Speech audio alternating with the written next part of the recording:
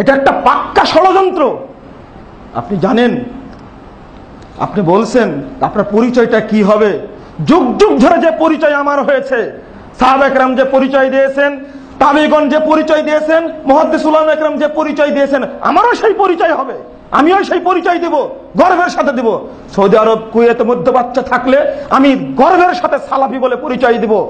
আমি যদি নাইজেরিয়া থাকি তখন হকপন্থী হিসাবে আমি বলবো আনসারুস সুন্নাহ, আহলে সুন্নাহ বলবো। আমি মালয়েশিয়ায় থাকলে আমি হকপন্থী হিসাবে আনসারুস সুন্নাহ পরিচয় দেব। আমি যদি উপমহাদেশে থাকি আমি গর্বের সাথে মুহাম্মাদি বলে পরিচয় দেব, রাফাদানি বলে পরিচয় দেব, আহলে হাদিস বলে পরিচয় দেব। আমার বৈশিষ্ট্যগত নাম এটাই বৈশিষ্ট্যগত নামের কথা উল্লেখ করা হয়েছে। আমি কাপুরুষ নই, আমি কোরআন এবং সহিহ হাদিস, যেখানে আপনি কোনো কথা বলতে পারবেন না সেই জায়গায় গিয়ে রফলে আযান করেছেন, মসজিদ থেকে বের করে দিয়েছে, তখন কোথায় যাবেন? যাই মোহাম্মদপুর মসজিদে, যে আলামিন মসজিদে সালাত পড়ে আসি। এখানে তো বের করে দেওয়ার কেউ নেই। মসজিদের চার্টে লিখে রাখছে যারা রফলে আযান করবে, আমিন বলবো, হাত বাঁধবে, তাদের এই মসজিদে সালাত পড়তে লাগবে না। কত বড় কাপুরুষ হলে এই কথাটা লিখে রাখতে পারে?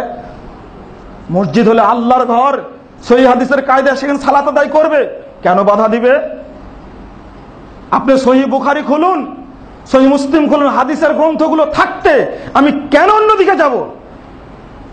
ইমাম আবু হানিফা রাহিমাহুল্লাহর জগৎ বিখ্যাত উক্তি, ইজা সাহাল হাদিস ফাহুয়া মাযহাবি, যখন হাদিস সহিহ পাবে জানবে সেটাই আমার মাযহাব। আলহামদুলিল্লাহ, কত চমৎকার কথা। মারা গেছেন 150 হিজরিতে, আর তার নামে মাযহাবের জন্ম হয়েছে 400 হিজরিতে। কতদিন পরে হলো? চিন্তাই করা যায় না। আমি মাযহাব সৃষ্টি করলে খলিফা হিসাবে আবু বকর নামে মাযহাব সৃষ্টি করবো, বাকারিয়া মাযহাব হবে আমার। না হলে উমর রাদিয়াল্লাহু আনহু মাযহাব সৃষ্টি করে উমরিয়া মাযহাব হবে, না হলে মাযহাব হবে উসমান নামে উসমানিয়া মাযহাব, না হলে মাযহাব আলীর নামে আলিয়া মাযহাব হবে আমার। আমি কেন পরবর্তী মানুষের নামে মাযহাব সৃষ্টি করব? আল্লাহ রাসূল খিলাফতের কথা বলে গেছেন, আবু বকর, উমর, উসমান, আলী রাদিয়াল্লাহু আনহুম, এই সমস্ত ব্যক্তিকে আমি অনুসরণ করতে পারি। আল্লাহ রাসূলের হাদিসে স্পষ্ট রয়েছে। মানুষ এগুলো বুঝে না, এগুলো দুঃখের বিষয়, অত্যন্ত কষ্টের বিষয়।